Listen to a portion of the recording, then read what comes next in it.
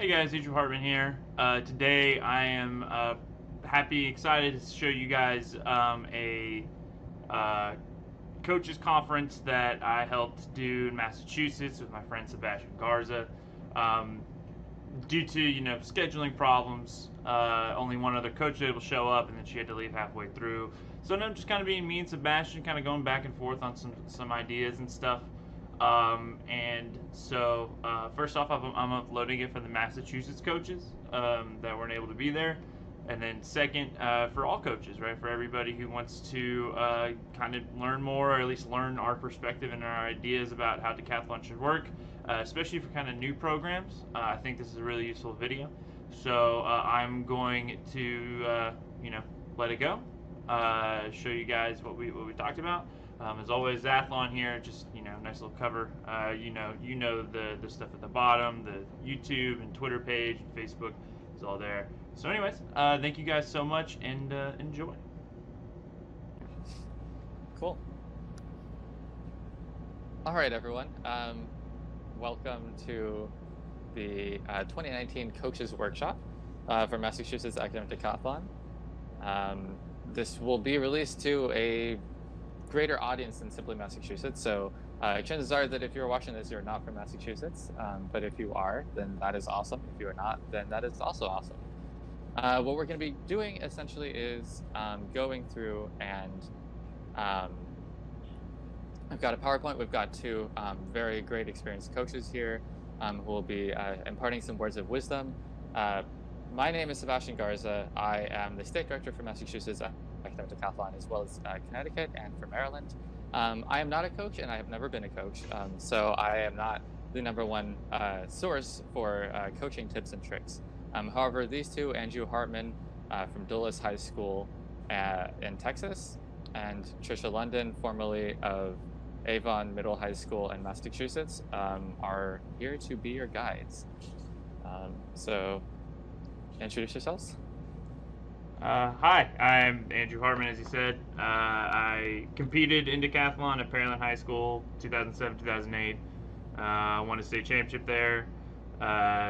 Went to UT Austin, graduated, and then came right back and started coaching. Actually coached girls soccer for a few years before it got back fully into decathlon.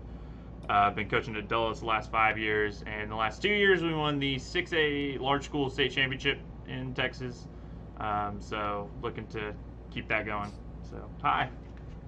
Hi, I'm Tricia London. I'm a high school librarian, formerly of Avon Middle High School, which was a very small school, grades 7 through 12, 350 kids. We started an academic decathlon team because my principal had been involved in her previous school. Our first meet, we got 0 medals, but we had a lot of fun. And I was there for 13 years and built the team. Sebastian, you told me what percentage of the school belonged. You had that, what was it? So you had approximately a little under or a little over, depending on the year, 200 students who were in 9 through 12, so the high school portion. Yeah. And you had over 25 kids competing year after year. So that's over 1/8 of the entire school, which is really impressive. That's awesome. Yeah. But if you actually look behind the statistics, you'll see, small school doesn't, whatever. But did you want us to start in with our suggestions? Because I don't have a lot to say, other than the 3 F's: food, fun, and find enthusiastic kids. So I'm not a good recruiter. I found that the kids were better recruiters. So if they were really invested in Academic in the past, the last years I was there, I had some kids that were just fabulous. They would do the recruiting, and I did the food. Spent a lot of money on a lot of snacks. Tried to make the food fit the theme. So when we did Russia, we even had caviar one year. Yeah, it was very fancy. The fun. I mean, we had a guillotine when we did the French Revolution. We did, and when we studied China, we had a field trip to an acupuncture. which wasn't exactly part of the curriculum, but it fit in and it was cool. So the kids were just enthusiastic. They enjoyed being with each other. They enjoyed, finding a place that was for them. In our small little school, there weren't a lot of, smart kids that were like highly academic and really motivated. They were kind of a minority. So this was the one place where they got to be geeky cool together and get excited about economics.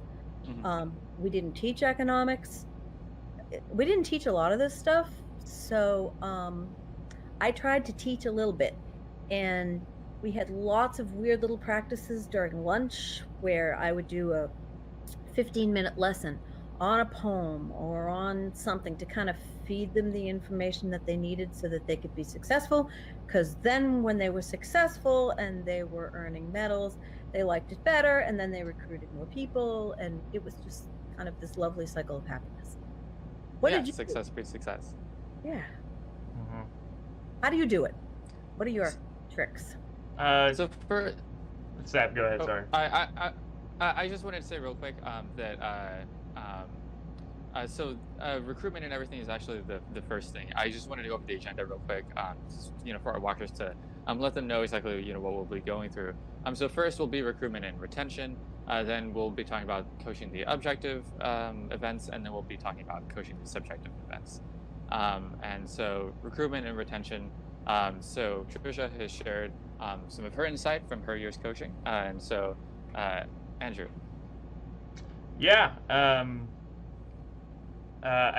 We the way we recruit, the kids are definitely the best recruit tool, without a doubt. Like, if they're excited about it and happy with it, they will, get their friends to do it. Or what I've done sometimes is, I've there's a kid I want to get, but they're pretty stubborn. So I'll have, my seniors I'll be like, hey, go talk to this kid. They really should do this. They'd probably like it, but they're varsity, so they don't want to do it. So that's how we've typically recruited, for sure. It kind of started with me out of my AP World History class, which is a nice, place to do it with sophomores. I think is the easiest one. They're like the most reasonable people to get. And so we started out of there, and then eventually it kind of just spawned into a mix of both my class, but also, friends of kids who were on the team. And now at this point, with the success we've had, it just turns into, kind of a word of mouth. We now just get a bunch of kids who I don't know, who just want to do it. But the first few years, if you're going to, build a team, right, the building part, it requires a lot of groundwork by the coach to convince kids it's worth it. And then keeping it is success, right? If you do well, then people want to join a club that's doing well. That's probably one of our biggest recruiting points at this point. Is like, hey, we have a pretty good debate team, and we have pretty good DECA business teams and HOSA health science stuff, and we have a really good math and science teams, but nobody wins state, quite consistently, or at least competes for state quite consistently like we do. So I think that really drives a lot of people to our program. So that's how we keep it. We found that siblings tend to follow siblings. Mm-hmm. And when we first started out, some of the younger siblings, because we were grades 7 through 12, the younger kids would come with their older siblings to practice and just kind of sit there. There was one year when one of the 8th graders, she was really bright, absorbed things like a sponge, and they had no child care the day of the meet, so I kind of got a parent note, brought her along, and she took tests with the alternates in the, just for fun, in the cafeteria, and did better than her sister. So the competition between the siblings, that was kind of fun too. We had a lot of brother-sister combos where they would try to see who could outdo each other. Mm-hmm. Yeah. We have, I think, 3 or 4 siblings in our kind of decathlon octathlon team right now, and I think when you have siblings like that who want to come and join, it really speaks to how fun it can be that the siblings want to follow their brothers and sisters and stuff. I think it's really cool. when So you're looking for kids that are, you know, C students that are really smart but just don't maybe like to do their homework, so that's how come they end up with C's, but they're really bright and they love learning. Um, I found that getting a few of them on board and then word of mouth happens because they will be invested in something if they feel respected and they feel like, okay, yeah, I am smart even though my grades don't reflect it. Um, we've had a lot of success where we had a lot of success with our C students that way. Mhm. And that's a hard thing to get. and yes, sorry, I didn't mean to cut you off. Go ahead. So I was just gonna say, so speaking of varsities and recruiting varsities, just have a couple of slides here. This is an old meme that we used for the original iteration of this PowerPoint several years ago. But hey, it's still very true. So one does not simply find good varsities. A lot of the time, as a state director, I'll have coaches kind of come to me and say, I'm having trouble, I've got like these kids, but I haven't had anyone come to me who's a varsity. And so what I have to say is, well, it's not, going to be people who are coming to you. It's not like you just come across them. This is something that can take a lot of work and does need a lot to it. And so these slides here are just like, these are collected from various coaches and whatnot. So I'll just go over these real quick and then I'll be able to say your thoughts, additions and stuff to this. So in terms of just building a team, of getting the word out in general, that is a huge thing. So this can include things like flyers, school announcements and activity fairs if your school has anything of that sort. Potentially ask coworkers of yours, other teachers, if you can make small presentations in their classes, during your off period, if you could just say like, hey, kind of take 5 minutes at the end of your class and just, talk about decathlon real quick. Really what your goal should be is, regardless of how big your team is the first or second year that you're there, everyone in your school should have at least heard about decathlon.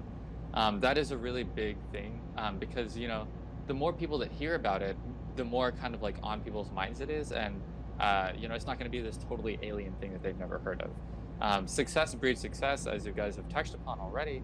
And so, the more people start hearing about it, like, oh, wow, we actually won a medal, in our first or in our second year or something like that, that'll start getting people a bit more interested. Some students will come to you, but you cannot rely on that. A lot of the time, really, the kids who need decathlon the most, the type of student that will get the most out of decathlon and have it be kind of the most life-changing experience, will be often the ones least likely to reach out. And then also, as you have already touched upon, do not be afraid to use your students to recruit. So do either of you have anything to add about, just in terms of getting the word out in general? Or Yeah, visibility. So I had a really supportive principal. She was great. And I don't know the timing of your schools, but our homecoming, big giant pep rally, big thing in the fall, usually fell right after our meet because the Massachusetts were, the week before Thanksgiving. So we came home with medals, and so when they announced all of the girls volleyball and everybody, oh, round of applause, they included Academic Decathlon, and the kids wore the fancy medals, and people were like, hey, what's that?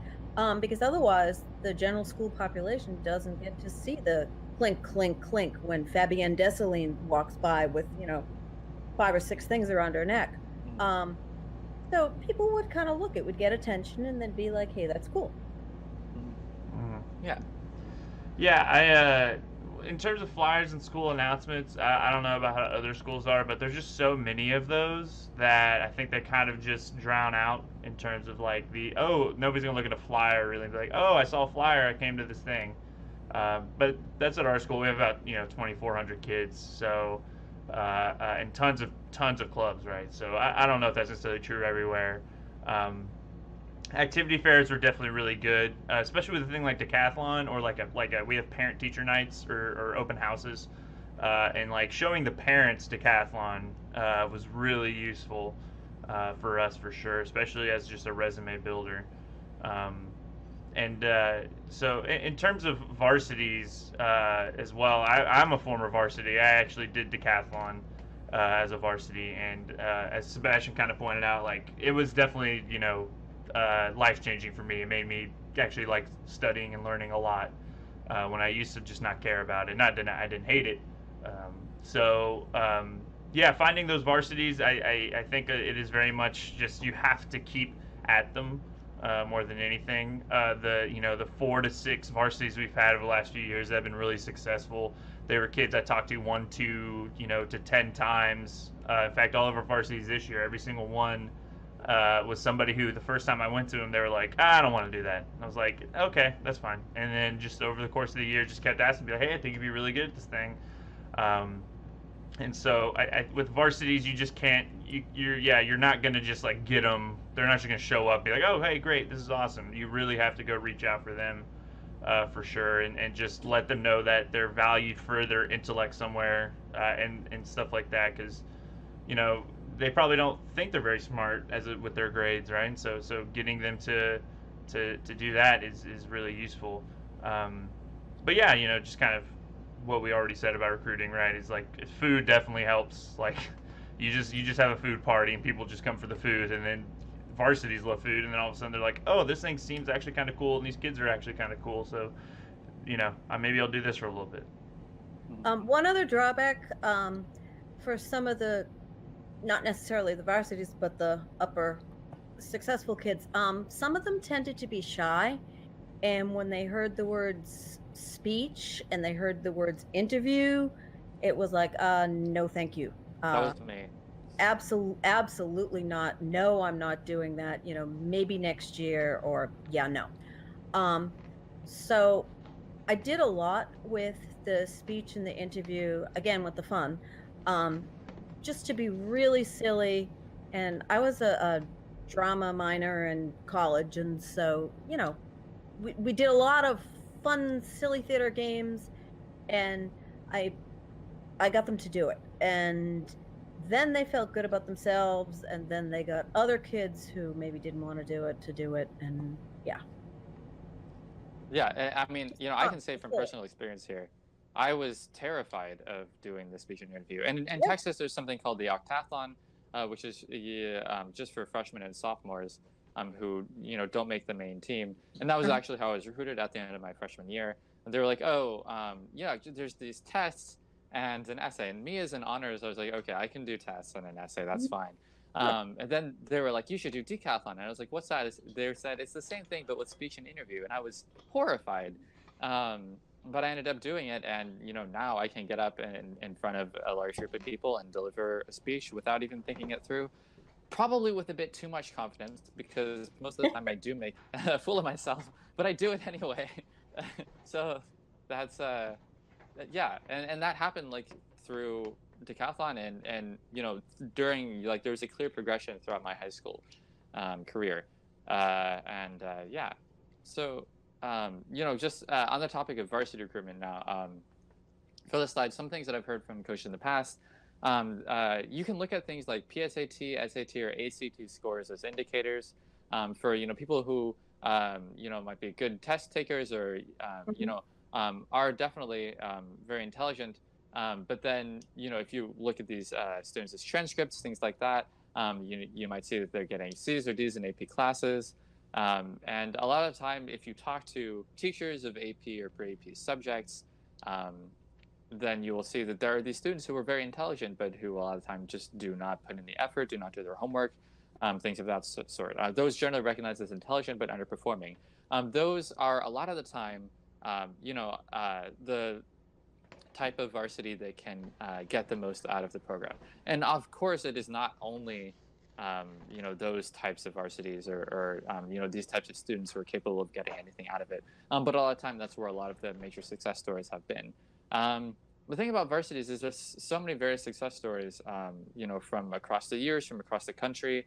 They can be from things like this, like students who, had a lot of problems at home and had like a GPA of 1 point something, who went on to, become like 8 or nearly 9K varsities and, get scholarships to college and things like that when college hadn't even seemed an option to them. And then there's also, for instance, in 2006 at Taft High School, there was a student who was a football star, but who was failing classes, and they said, okay, either you're off the football team or you join the academic decathlon team. Uh, so he joined academic decathlon so he could stay in football, and lo and behold, he was an academic decathlon star, and really realized his love for learning and everything of that sort. So all kinds of different stories here. Not all of them are going to be as dramatic as in like, oh wow, like they hit 8,000 because of a push from a coach. Everyone has different things. Some people, it's not their goal to get to college, but simply to stay safe, to find a family that feels more like a family, or a community that's accepting of them, things of that sort. A lot of it is just kind of like on a personal level, just knowing on an individual basis what a student is looking for, what a student's needs are, and things of that sort. So other types of things, personalized letters, one-on-one meetings, as Andrew said. There's a lot of like, making sure to like set up, like follow through with individual students who might have said, at first that they're not interested, but don't be afraid to keep asking. It's the long game. You've got to play the long game a lot of time, especially if you catch them early as freshmen or sophomores. Things to emphasize.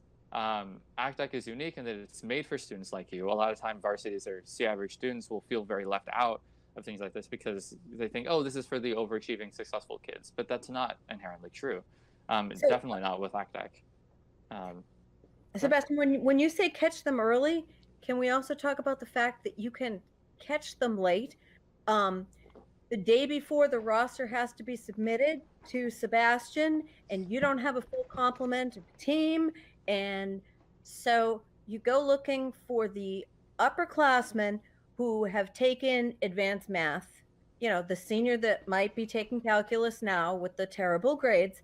And then what I've done is targeted learning. So there's no way they can get through that giant binder, in time, but have them pick one thing that they like. And we did that with Mr. Berry. I said, out of all of these things, what are you most interested in? And I had the pretty glossy brochure with all the art stuff. He said, that looks okay. I said, all right, you have, 3 days, just read it. Look at the pictures, just read it. And he ended up getting a silver medal. So don't let them be overwhelmed by the giant binder. Just pick one thing. Mm-hmm.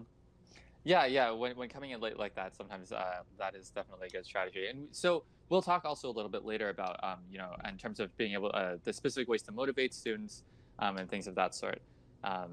So rest of the slide real quick. Other things to emphasize: family food, different from learning in the classroom. Often a sense of belonging, and also a lot of the time, definitely not always, varsities are often the most successful at subjectives. Any further words on varsity recruitment before we get to honors and scholastics, or? Yeah, we actually found pretty recently as well that actually getting junior and senior varsity members like to compete, or I guess junior varsities to compete as seniors, right? That actually has been really beneficial because a lot of those kids, they start to kind of look at college and be like, oh, I'm not ready for that. One bit. So then they kind of look at decathlon as maybe a way to help them get ready, or they've had some struggles with other programs like band, for example. Right, we've had so many kids just flame out of band because it's so intense, and so they weren't able to do decathlon. Then all of a sudden they are, right. So there are also those kids at the very end who are there. And also with the PSAT, SAT scores, it is a nice benchmark, but also the varsities, I think it's not the end all be all, right? You can find those kids who are just, they're capable of more.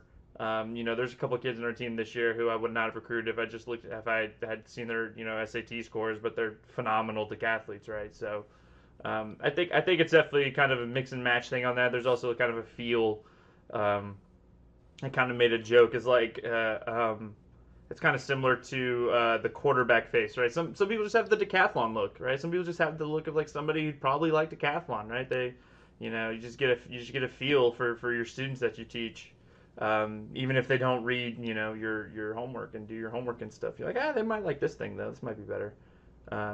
And then also, one thing we love to do for like creating the environment with the family food thing is that we have them eat lunch all together in the room, and then also they kind of just their friends are allowed to come in and out as well, if they're at lunch at the same time, which really helps create a better environment with the kids and stuff. And I think they really like that a lot.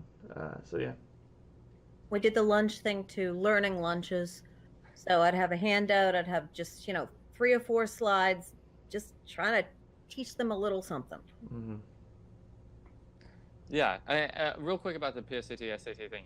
Yeah. So I was not trying to say that is the end all be all. No, I know. It's just it's a nice benchmark. I do know some coaches who literally like will take the PSAT scores and draw a line underneath a certain number, be like, all right, we're not recruiting anybody under this. Yeah, and that's definitely there's like I have strong opinions about the SAT and stuff like that. Reflecting in general a person's intelligence or capabilities or things of that sort as being any sort of objective measure, because there's so many things that hinges upon, and like a lot of socioeconomic things that are factors in that as well. But if someone does have access to that, then sometimes that can be kind of a helpful guide. But definitely, yeah, do not stick only to that by any means. Okay. So honors and scholastics, generally different things that will attract them as opposed to varsities. So, of course, there's a general thing of honor, prestige, glory, etc. Some people are attracted by the interdisciplinary learning, not just rote memorization, but how do all of these different topics come through to form, the single theme of the year. Exploring a certain time period, a certain region, a certain concept from all these multiple perspectives. Medals. A lot of time, the first is the hardest to get, but it's a very powerful motivator. And so, once someone gets one medal, maybe that starts a thirst to get more. Learning about cool subjects that you otherwise wouldn't have the chance to experience in high school. I know this was the case for me in terms of art and music. I saw myself as just like, a stereotypical STEM kid. Like I was like, ooh, I like math and science. I'm not, like art is like, okay, like whatever. And then art was like my favorite subject. I just like, there was all this stuff that I didn't know about and I didn't know that I had interest about. So that was definitely a big thing. Sometimes the topics in science or social science will also be new things. Like, you don't learn about, for instance, my senior year, Russia in such depth, or the space race in such depth, generally in school. It's also the opportunity to represent your school in competition. So for people with a large school spirit, this can be a big thing. And then the quote, I didn't add this quote here, but so I don't have context for it, but people will work for a living, but they'll die for recognition. Yeah. Anything to add? No, that pretty much nails it. Yeah, I agree with quite a lot of this, and for especially for honors, I think a big thing is to get the kids who are not valedictorian salutatorian. I think those valedictorian salutatorians, they want to do one thing in high school, and that's be top of the class, which we talked about before we started recording, like how much how useful is that really? Those kids who are really really smart but aren't just quite at maybe even top 5, top 10, right? Those kids who are just right below that, I think they will really appreciate decathlon a lot because it'll give them something to kind of look back on academically and say, okay, I did this thing really well. Medals are contageous. Like if you want you win a medal, or your friends win a medal, you want more, right? I think that's a big part of our program is that we like winning a lot, and the kids like winning. So that's a huge motivator for sure. And then just as a quick aside, I wasn't an honors or scholastic, but I found out I like math. Like that was cool. I thought I hated math, and then I learned math in this new format, in this new environment, and it was really awesome. And yeah, like Sebastian said, art was my favorite thing, and I definitely thought art was for hippies and fools, before that. It was really fun to learn that kind of stuff. Absolutely. I'd echo the interdisciplinary learning. As a teacher, I mean, I'm a huge proponent of project-based learning, and to tie the art and the music to the social science and the way it all connects. I mean, I'm jealous. I would love to be doing the 60s now. It's You know, very cool. some of the kids. I'm at another school now where they have 2 fabulous coaches already and a very successful team, so I'm not really involved. But I do know the kids that are part of the team, and they're having a lot of fun with the 60s. Yeah. Yeah.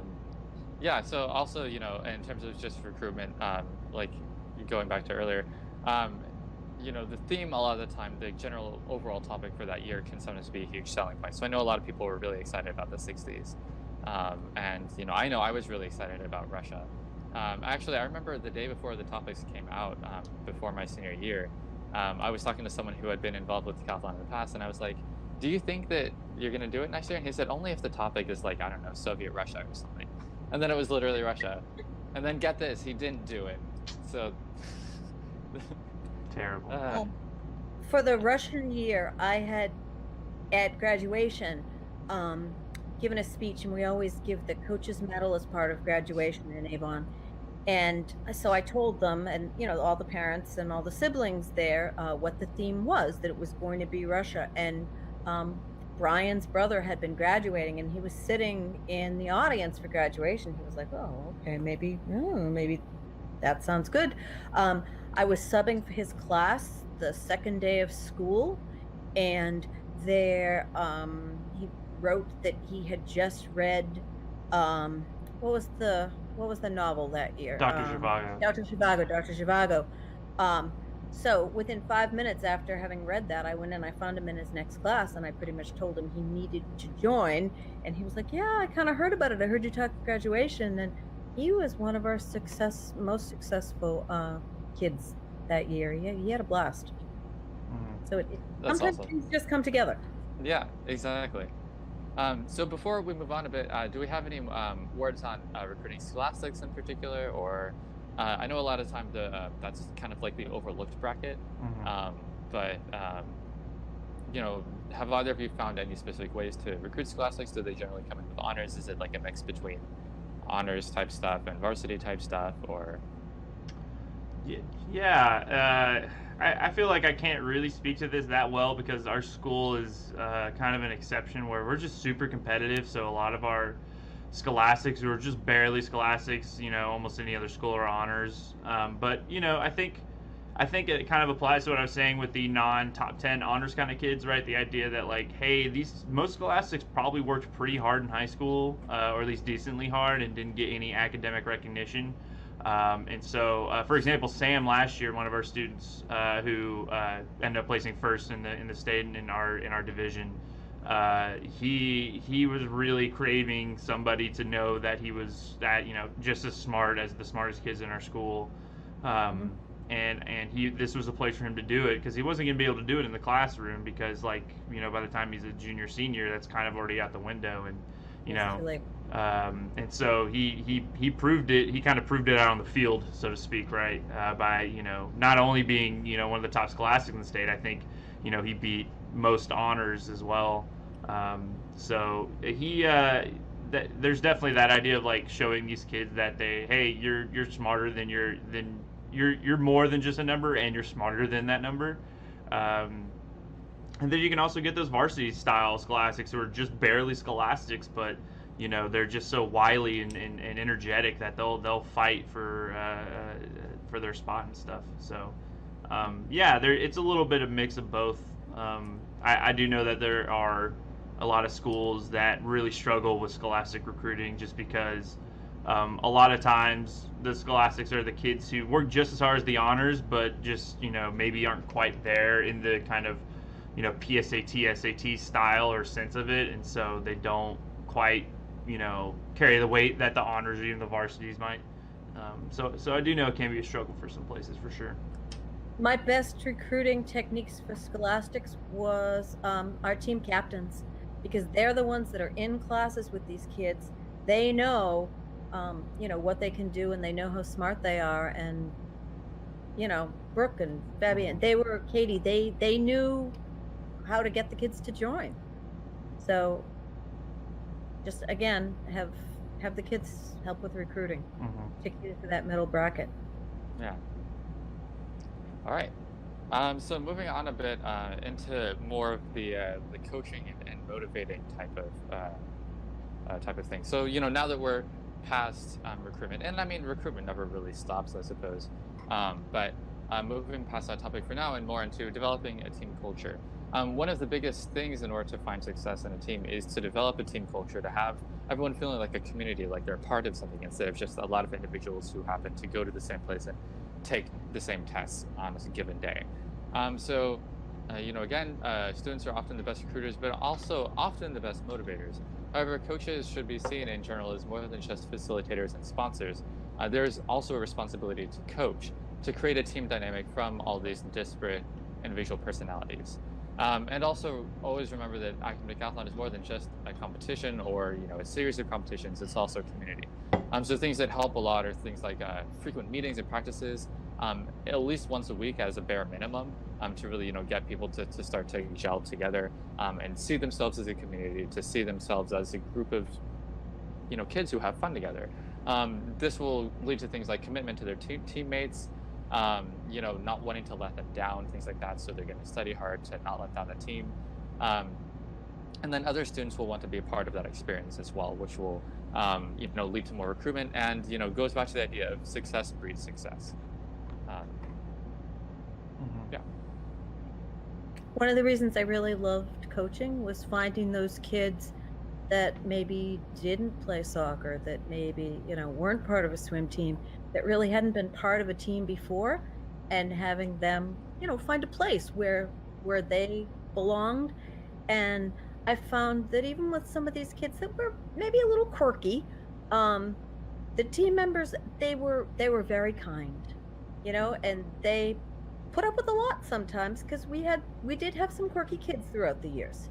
And yeah, just a place where everybody can be part of something. It's nice. Yeah, I totally agree with you, Patricia, 100%. The kids, I for varsities, I guess I should have mentioned this earlier, but for varsities, I do think finding athletes or former athletes can be really special, because they just super competitive, and then that competitive streak is lost to them one way or another, whether it's through injury or just disinterest with the sport, or something with the culture of the sport at the school. I think those are really helpful. But yeah, the idea of the community and building that and having them come to these meetings and stuff like that. That's actually where decathlon is really fun, right? Winning is fun, but the day to day of just seeing them and seeing them hang out together and develop bonds and develop friendships just through decathlon, right, is really awesome. Yeah, I really agree with the sentiment here that it's an experience. I was actually talking with a student Friday who's I really want to win, because I want all of us to win, and I want you as the coaches to win, and I enjoy being here, which really kind of validated a lot of what we're trying to do. So yeah, it's for sure the best part about this, and I think it's also another recruiting tool to get kids to come in and be like, hey, just hang out with us for a lunch and see if you like the environment and the atmosphere and stuff, because it can be really unique in high school, right? A lot of high school programs might not have this kind of atmosphere and vibe, for sure. Yeah, and it does become a family. I keep in touch with kids that were on my team 10 years ago. They liked it. It was fun.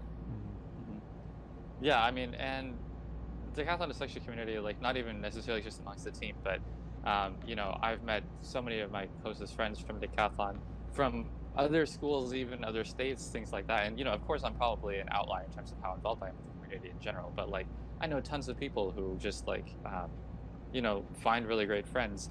And the moment that I meet someone else who is a decathlete, my same year or something like that, we can have a conversation about endless things about our experience, and they always get so excited about it. And obviously I'm always excited about decathlon. So Same. Yeah. Okay, so continuing developing a team culture. A quote from one of the coaches at Irving Nimitz High School in Texas, which is one of the historically best teams in the country. Our biggest ally is our winning tradition. They've had great success at regionals, taking first place the far majority of years for the past, I don't even know off the top of my head, but several decades. I think 2 or 3 years ago was the first time they hadn't won in like 20 years or something like that. Yeah, 22 years, and that was a competitive region too. Yeah, exactly. And this is not like a rich or wealthy school either. No. I adore the coach at Nimitz. So just to add on to this, that I think we had a coaches meeting in Texas this year, and we looked at like the kind of socioeconomic levels of all the top teams, and they were far and away, lower than all the other teams that were in the same score range as them. So they do really incredible things at that school. Yeah, no, they're amazing, and I'm sad that I haven't had the chance to meet either of them yet. But okay. So other things like if possible, getting parents, teachers, and administrators involved.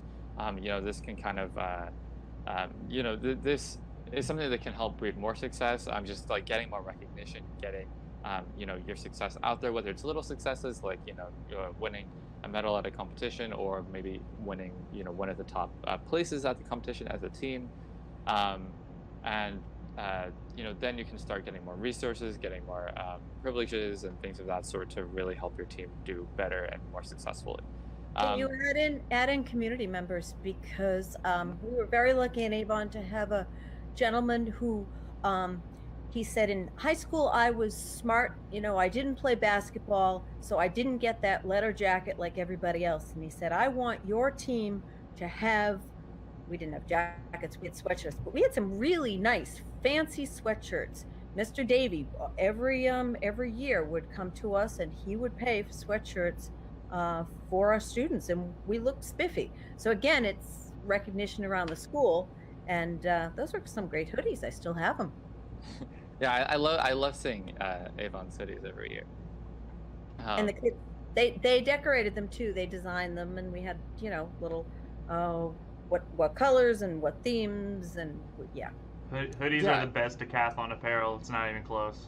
Like, they're just so comfy, and like for studying, it's really fun to just kind of put the hood on and just kind of like focus in, and so hoodies are awesome.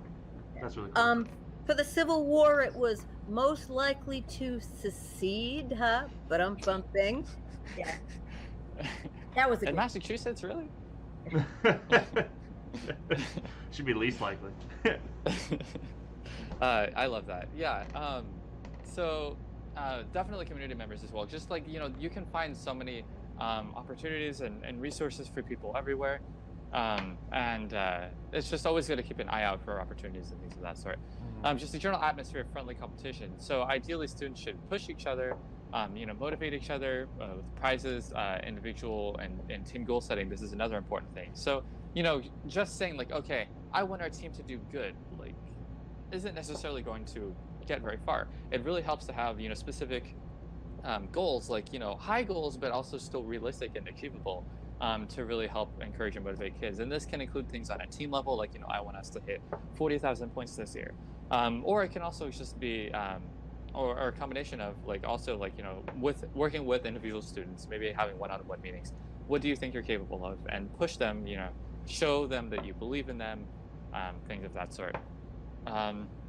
Lots of positivity and encouragement, again, not just at a team level, but on an individual level. And then other things such as just recognizing students' struggles and goals, working with them to motivate and help them achieve.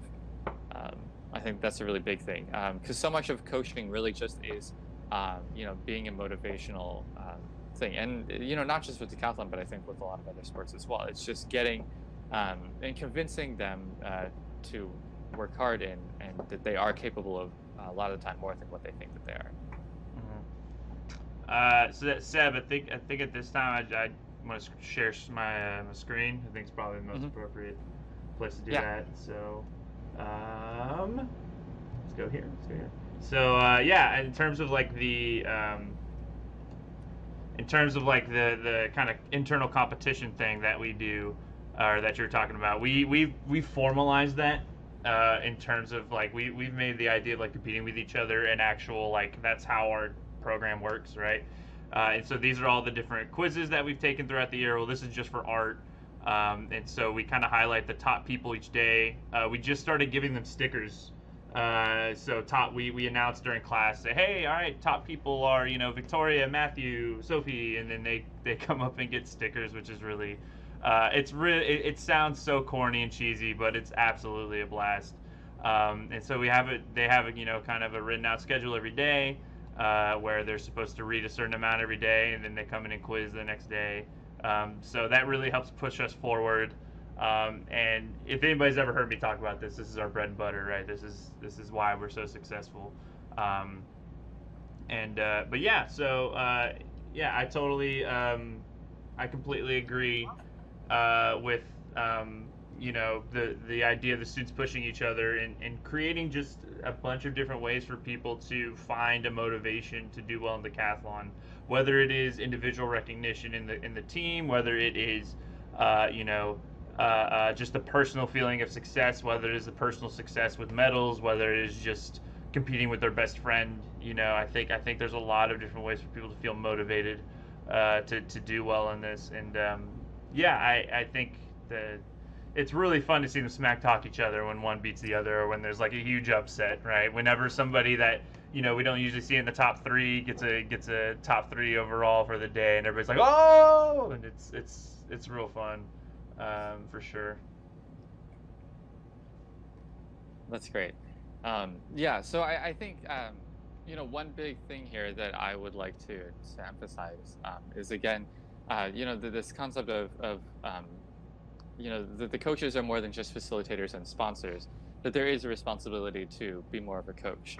And you know, this ultimately depends on what you want from the program as a coach. You know, for some coaches, you know, they're just, you know, kind of hands off, and they let things play out on their own. Sometimes they'll be very successful and motivated students who are like, hey, I really like this thing that I just randomly got involved with, and they go out and recruit and motivate the other students, and they end up doing really well, and maybe even making it to nationals or something of that sort. This has happened a ton of times. And so definitely student-led teams can be immensely successful. But if what you're looking for is, you know, a sense of continued growth and success over time, you know, that's something that then you as a coach will have to get a lot more involved with. You know, not just being a hands-off approach and, you know, administrator, and, you know, taking care of the paperwork and stuff like that, but really, you know, building the team, putting the people together, having very frequent meetings, like, again, at least once a week, really probably twice a week is much better. You know, putting in a lot of effort. And that's a lot to ask of a teacher, you know, because being a teacher already is just so much work, you know, at work and outside of work, constantly thinking about your students and things of that sort. But, you know, to be a good decathlon coach, that is something that, you know, you're going to have to get used to, is this idea of having these frequent meetings, of making sure that there's a community forming and being a part of that community yourself. You know, the reason I'm putting so much emphasis on this is because there are a lot of people who are just, a lot of coaches who are really just more sponsors. And that's fine if that's what they want out of the program. But like, you know, if what you're looking for is continuous success, you know, the ability to help transform a lot of students' lives and teaching them of what they're capable of through decathlon, then these are the sorts of things that you're going to have to do. And it is a lot of work, but as I'm sure that these two will tell you, and a lot of other coaches, it is immensely rewarding. So that is just a little spiel. Nailed it. Yep. All right. How to build camaraderie. So this is just going more toward the community aspect of things. Some teams use the buddy system. So this is helpful for accountability and motivation. What this consists of is basically, you know, assigning two students to each other. Often they'll be kind of like a mentor, someone who is proven themselves to be very self-motivated and study a lot, and kind of a mentee, someone to help them someone that they will help keep accountable, but also it will work both ways. So again, accountability and motivation, it can work both ways. I know, for instance, that Granada Hills Charter High School has used this, at least in the past, and several other schools as well. Then there's things like team apparel, as Tricia touched upon. Whether it's sweatshirts, leather jackets, t-shirts, or things of that sort, it's always really good to build camaraderie and the sense of a family. Also, not everything that you have to do when you get together has to be decathlon based. If what you're trying to do is make it feel like a family, like a community, then there's so many other things, such as movie nights, or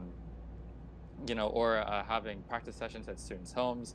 The coach doesn't have to be there, of course, but having the students kind of take it upon themselves to start organizing these types of things is generally really good at making sure that they're motivated and staying accountable, and Facebook group chats, group meets, things like that between the students, having it just become a really large friend group. And then subjective practices, and we'll get to subjectives, but that is a thing where a lot of people are really scared of standing up there and giving impromptu speeches or even their prepared speeches, and going through this almost traumatic experience altogether is a really great way to build the feeling of a family, of community, and yeah, just again, not everything has to be related to ACDEC. Hey, Sebastian, Mm-hmm. kids don't use Facebook anymore. Oh, That's do old. they not? No, they No. don't. No, it's old. No.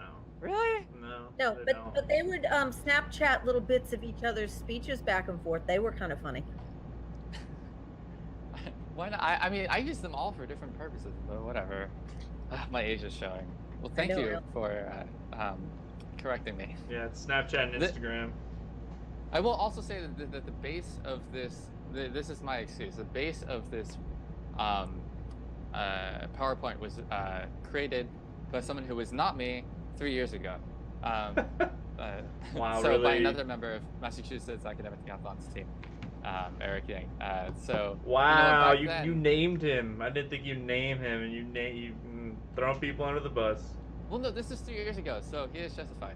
Uh, I was the one who just looked over this, so I should have caught it. But as someone who continually uses Facebook, alas. Yeah. Well, insert whatever type of group there. I think you can have like groups on Snapchat or whatever. Other things that people use. But we also actually used Google Classroom just as a way to keep organized Oh, okay. as a Sure. team. mhm. Yeah, I'm not familiar with that. Yeah, we're using so- Google Drive, so yeah. Cool. Uh, Yeah, there's lots of ways. That's really just there as an example to get Right. the idea in your head. You know what I'm talking about. Yeah. We do. Yeah, we just had our kids just organize their first kind of hangout this yesterday. It turned out I think only all the seniors went, which is a little bit of a bummer. They're still not quite that comfortable with each other. But yeah, I heard they had a lot of fun, so that's really cool. I know last year our kind of final group team would go out all the time on Saturdays, and then I know they saw Black Panther together. And so, there was a lot of connections there for sure that they really bonded a lot. That's really great. Yeah. Cool. All right. Little blurbs on expectations and commitment. So something Oh. that can really help a lot. This is where I should have assigned done reading. that one. Sorry. Yeah. So you can do this in terms of making a specific schedule that everyone has to follow. Just like a relatively small number of pages every night, or you can leave it up to the students or things like that. Optimally, some type of reading calendar to hold people accountable to is the best. But really, a big thing is students cannot succeed without covering the resource guides. Regardless of there's always exceptions. Like you'll hear about, oh yeah, so and so just read the Cram Kit and somehow managed to medal. Well, okay, great, but for long-term continued success, the resource guides are the number one resource and priority. And it also just and there's a very big importance in terms of just making sure that every student studies at least a little bit every day. So it doesn't matter if it's 1 page or 5, it's just always got to be on their minds and keeping it up. Just like learning a language, it has to be a little bit every day. And similar to that, there's the importance of regular meetings, not necessarily meeting every day, but once or optimally, twice or more a week, is really important. Because if this is a friend group, um, they can always see each other on their own at other times, but in terms of making them feel like a friend group, of making them feel like a community, that's something that will have to be, structured in terms of getting them to feel like that in the first place. How should the practice be structured? There's different things that you can do. So you can have things like group discussions, individual student presentations, or reinforcement via quizzes, visual summaries, or even just getting together and studying together, reading together. Have some sort of pretense, but don't always hold them specifically to, okay, this is exactly what we have to do. Kind of like letting them bond of their own accord. I will say that if not every practice should be something like individual student presentations, because while those things can be very helpful, ultimately what decathlon is about, like when you're trying to learn all of this curriculum and all of this material, listening to lectures, whether from the coach or from other students, isn't the best way to learn the material. It's about having the students figure out what works best for them on a personal level in terms of how to learn, how to get through all of the curriculum through these thick packets on their own time. And if you make it fun, it's helpful. I know one of our little traditions was we always acted out the novel. So people, got a little slip with their name on it, and they came prepared, so they only had to learn about themselves. And then we had a little narrative, and then we acted it out really dramatically, and there was a lot of laughter and a lot of falling on the floor. And trust me, I've had kids who said, yeah, I got this question and this question and this question right, because I remember when we were acting it out, and that was what Robbie was, when it was I don't know. But it was silly and it was funny and it stuck.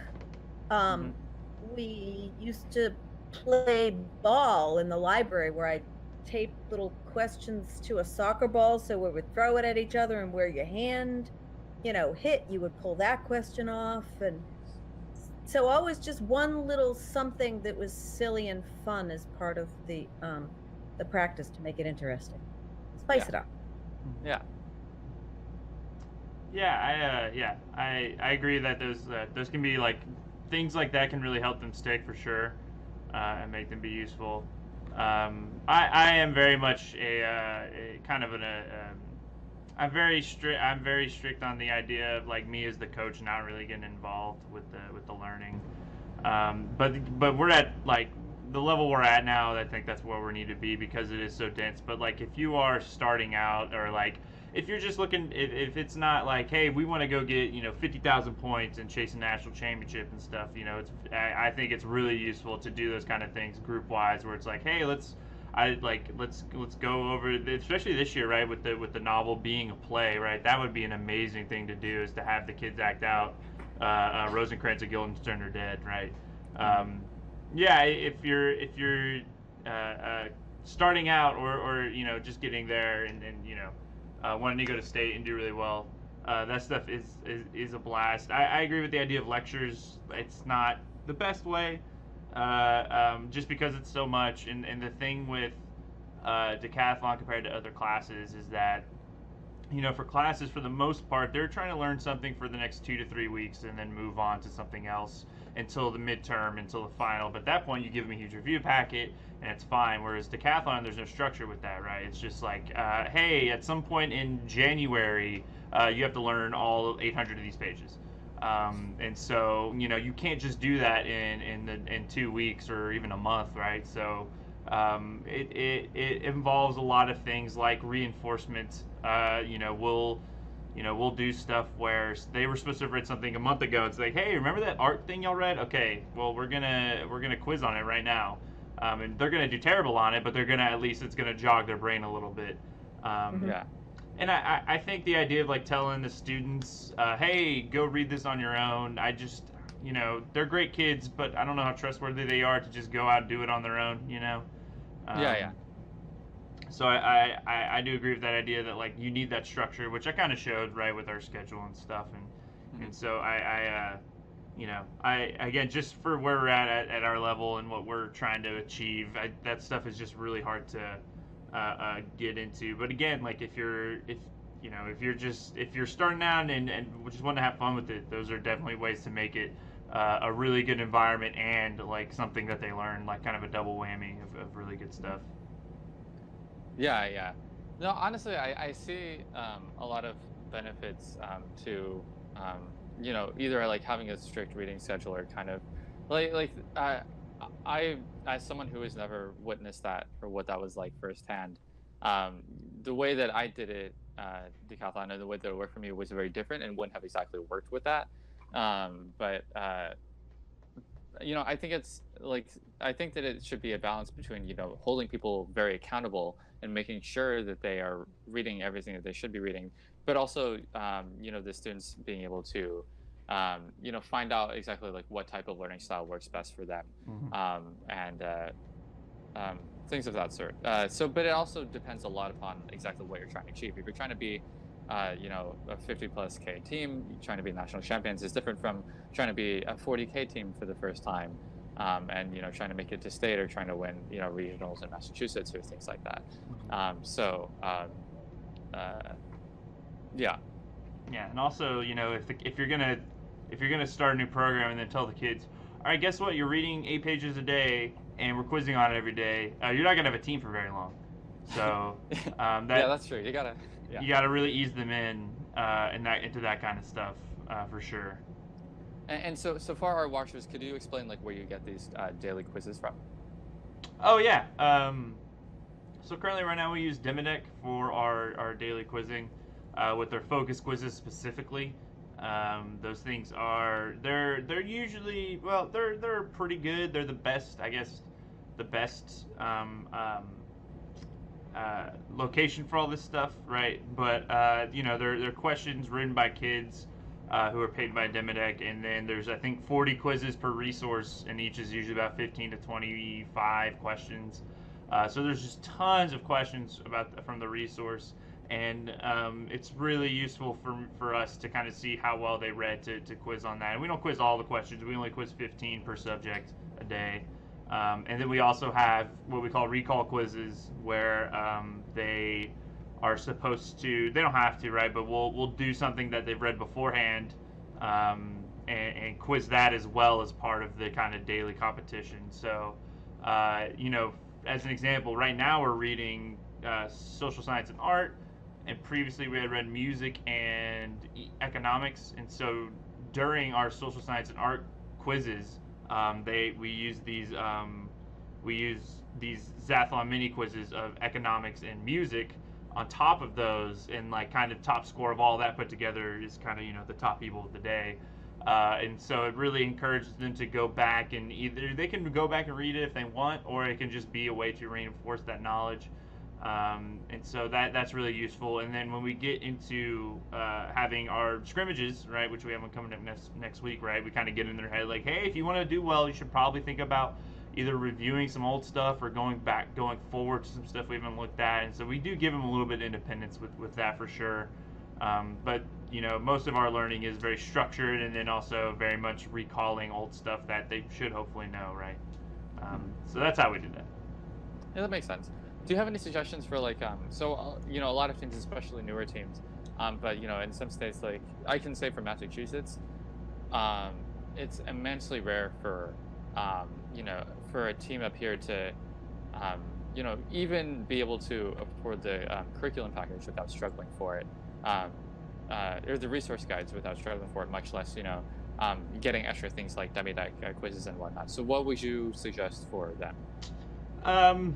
That might, if they are dedicated enough, you could have the students write questions, right, and then quiz on those later or earlier or something like that. If they write the questions and then I wouldn't say the next day have them quiz on it, right? That would be a little just too much, like you crammed this so you know it kind of thing. Yeah. But having the kids write them would probably be useful. It's actually what we do in the spring when we get the kind of new curriculum for the next year. They tell us what the novel is, but nothing else is out. So what we do is we have our seniors who are graduating write questions for the newcomers and stuff, and quiz them, and the seniors love it because they're trying to stump them, right? They're trying to like just create the most ridiculous questions that they could never get right, and it's really funny.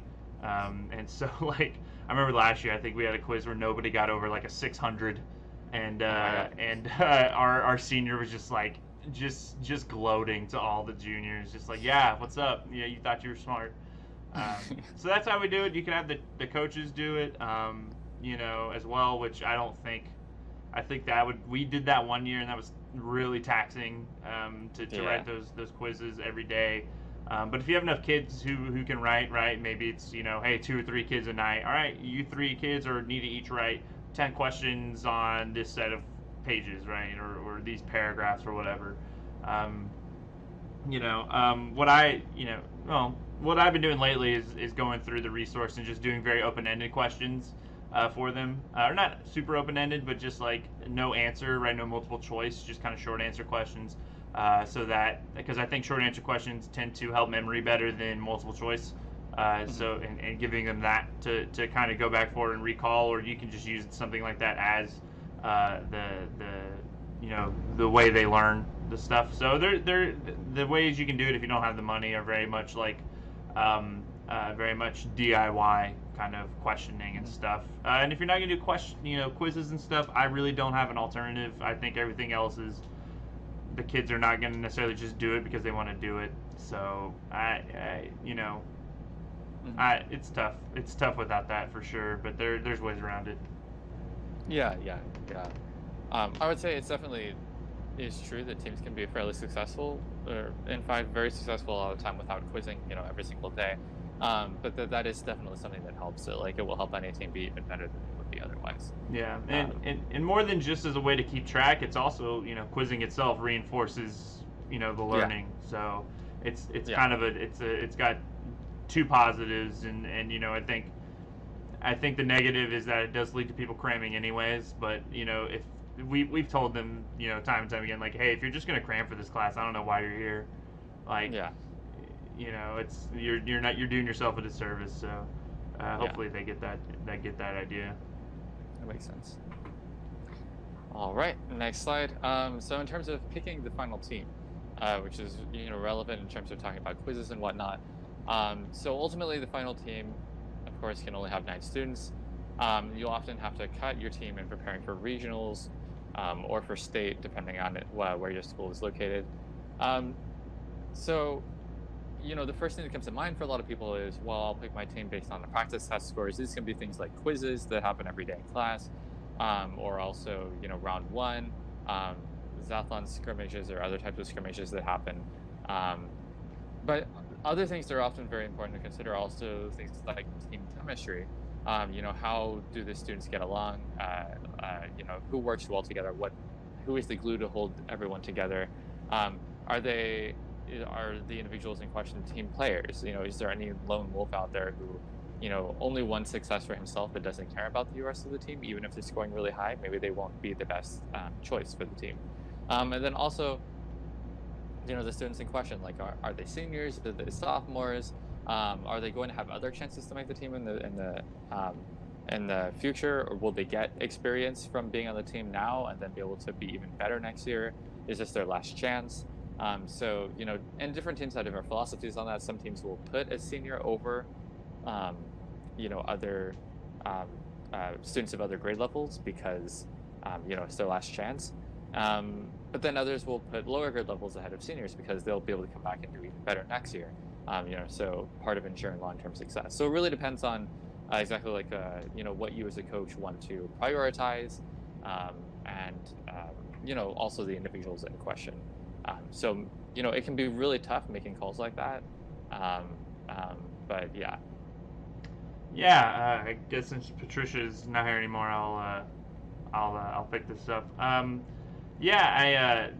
Those things that are important. I think the number one thing you have to consider obviously is score, but there's definitely some kids who just you can't take as much as you love them because they're going to make the team worse, as not necessarily as a person, just as their ability to perform. But yeah, I think all of those things, team chemistry and being a senior, which team chemistry I think plays right into being a team player, right? You want to take a kid that's going to really try to help everybody else out, or doesn't purposefully hurt the rest of the team, right? We last year when we made some tough decisions, right? We had, especially in our scholastics, we probably had, I think, 7 or 8 scholastics that were just excellent, we really had to make some tough decisions, and in the end we went with somebody who we thought would help chemistry wise and was a junior, right? And it paid off in a lot of ways for sure to have him on the team. If it's a tie between a senior and a junior, the tie should always go to the junior. It's just like they're going to be so much more ready the next year. For example, we took a varsity last year as a junior who was a little bit below a senior, but we thought he had potential, and we wanted him to get ready for the next year. Now this year so far, he's been just unbelievable, right? Because he knows the expectations. He wants to win, so I think having some juniors on the team, if not sophomores or freshmen, is really important for the future, and just to also get them kind of acclimated to the system, but also then it's a weird thing we don't think about, but one thing that somebody brought up to me was like, beforehand as a junior, though, beforehand I would have never talked to seniors, right? I just talked to juniors only talked to people in my class, and so talking to people in different classes has really opened up like who I am and my social circles, and just not decathlon but in other classes and their friendships and stuff. So I think it's really important to kind of have a good mix there for sure.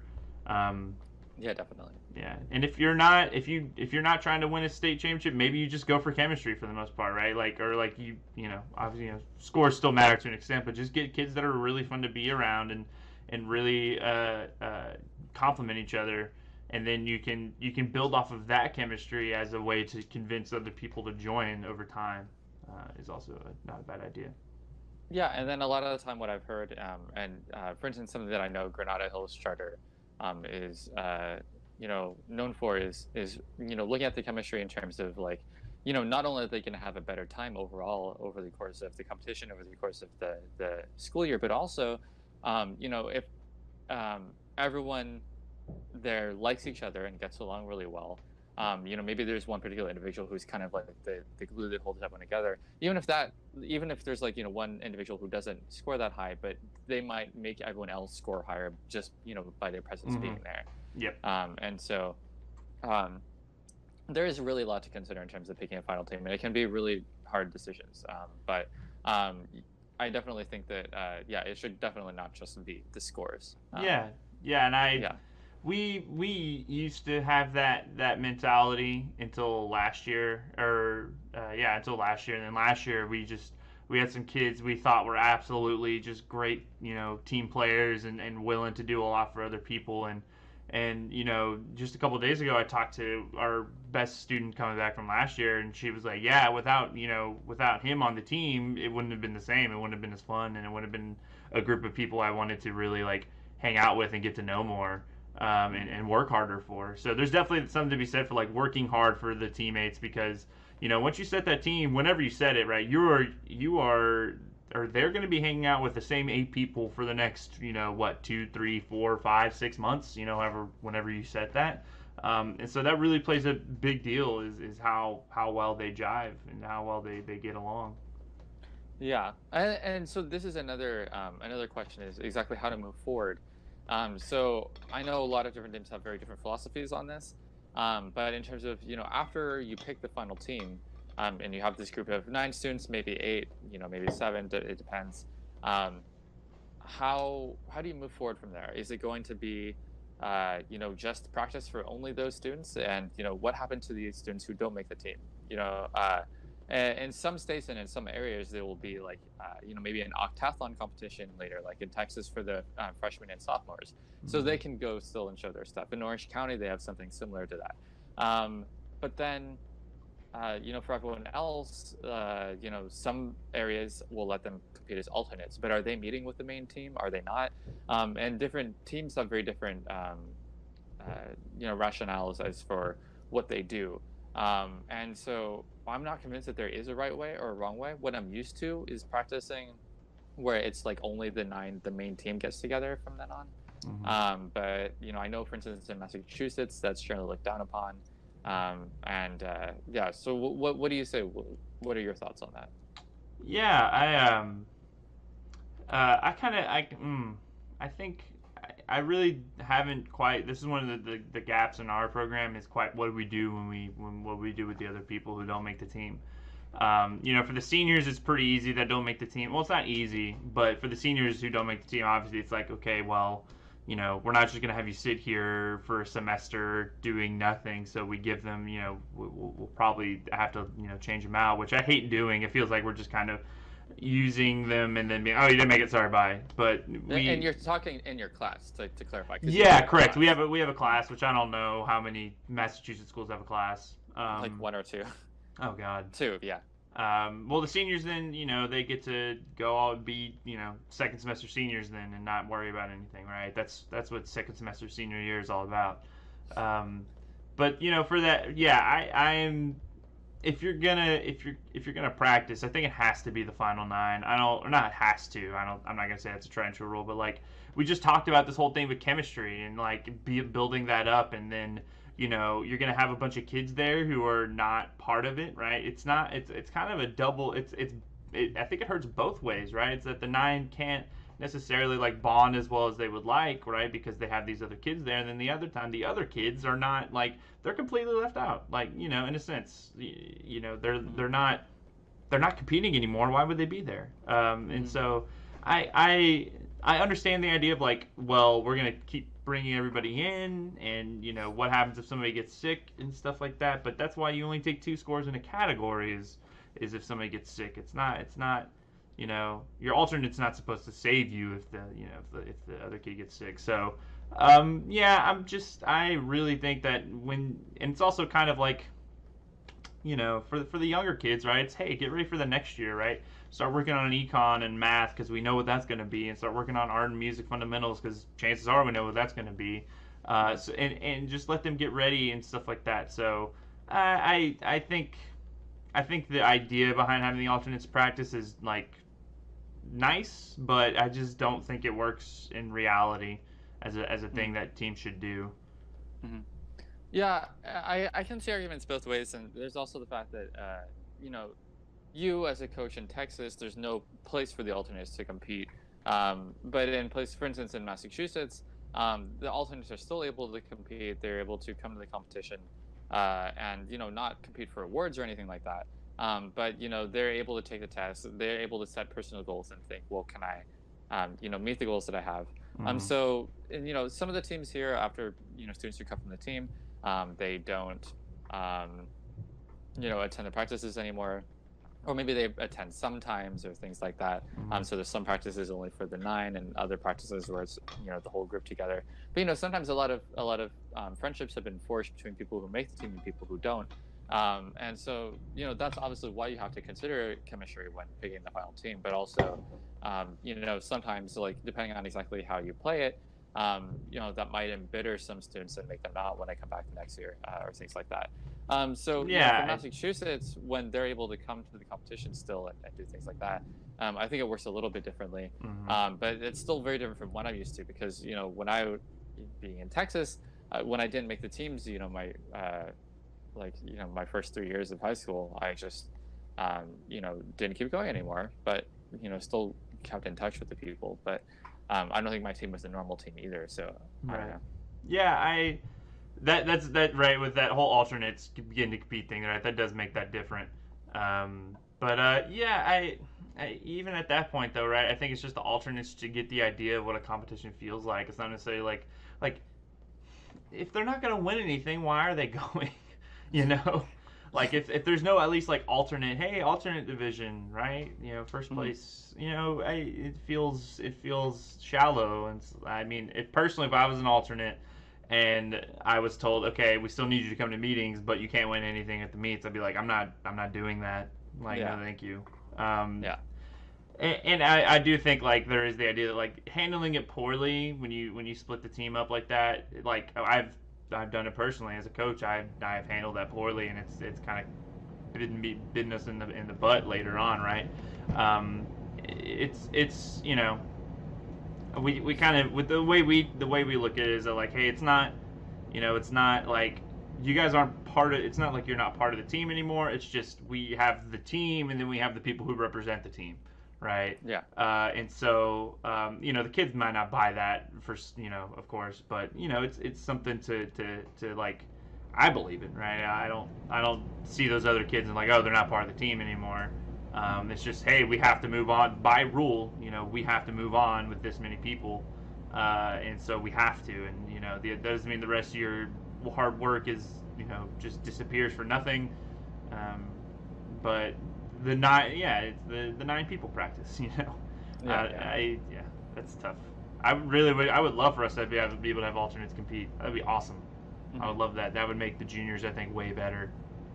For the next year.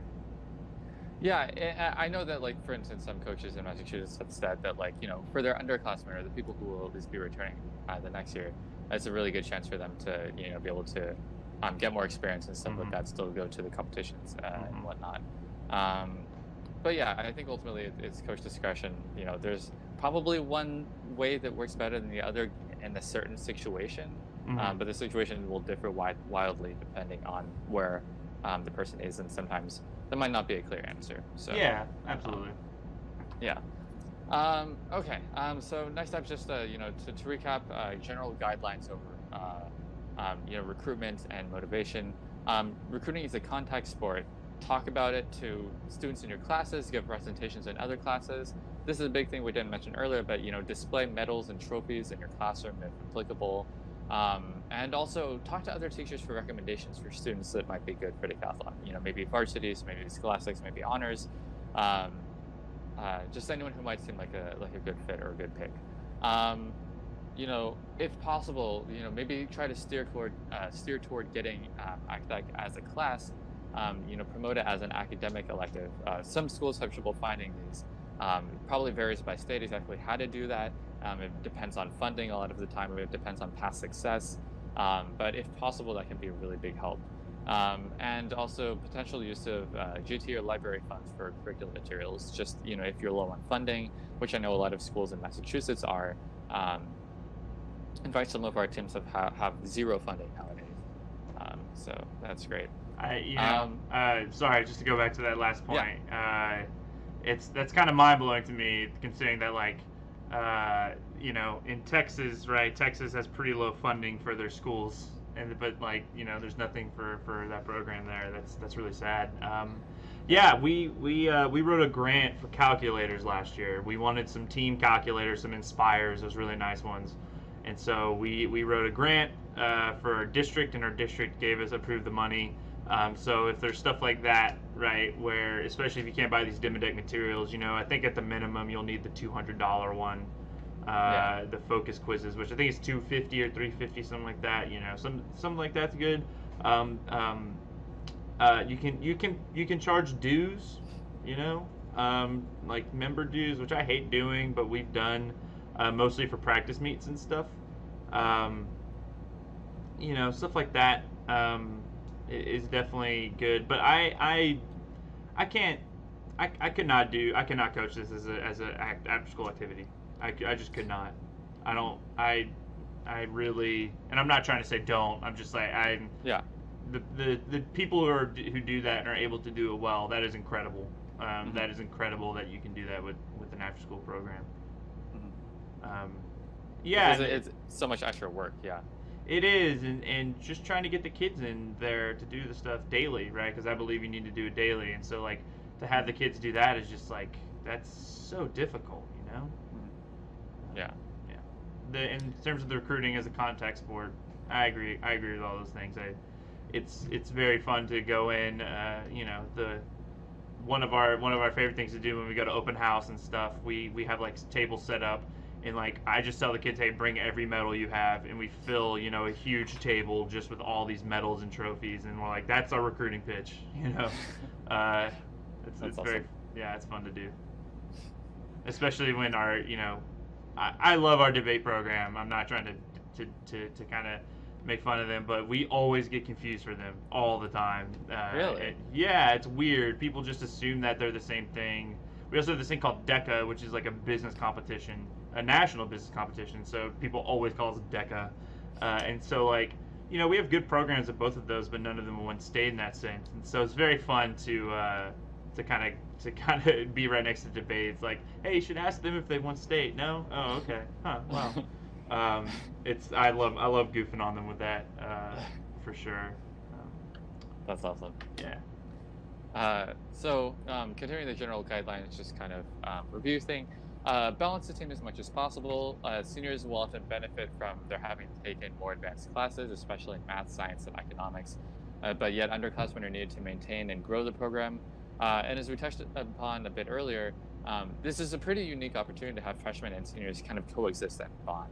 And honestly, I think this is a really important thing because there will be some classes here and there, depending on exactly how the structure of your school works, where there'll be classes of mixed years. But things like freshmen and seniors in the same class, that's a bit more difficult. And to bond in this way, I think that's really important, and a lot of time can provide like very valuable kind of like life mentorship type things as well. So also be honest about the time commitment. The competition is fun, but it's still rigorous. It demands serious investment. So be upfront with that when you have to be. Don't say that it's not a lot of work, but don't be afraid to sell all the really great parts of it. The community, the food, and the glory of the medals, and also just making sure your students know that it's not okay to flake on the day of the competition. This happens all the time in Massachusetts, and from what I can tell, it doesn't happen nearly as much in a lot of other places around the country. But I think it's important to know if you're on the team, then you're committed to the team. It's inexcusable not to show up, and I think this is the kind of thing that will be solved, if with the feeling of community. If a student knows who they're letting down, if they have that team spirit, they're not just going to decide not to show up that day. And not only are you expected to show up, but also to study, to make sure that you know what's going on, to make sure that you do what you say you're going to do, and to hold yourself accountable. And make sure the students know it's not about the individual, but the team as a whole. Yeah. To the time commitment part, I really can't stress enough to be very realistic with the kids on that. I think it's really unfair to them to kind of coerce them into something that doesn't do a lot of work, unless you're going to be a team that doesn't want to do a lot of work, right? That's fine. But if you're going to try to convince a varsity to do it because it's not a big deal, it'll go on your resume, and then you're like, hey, you need to read 800 pages, that sucks. Don't do that. And then the flaking on competition day is not just a Massachusetts thing. We've had some lower rung schools in our district have kids flake on them on game day. It's not unusual to you guys. I just think I think it's actually more common. I think that's a culture thing, right? If you create a culture of just a place where the kids want to be, they probably won't flake. But if they're going to see it as just this after school program that they're in for a resume booster, then that's going to be a lot easier for them to just be like, I can't go today.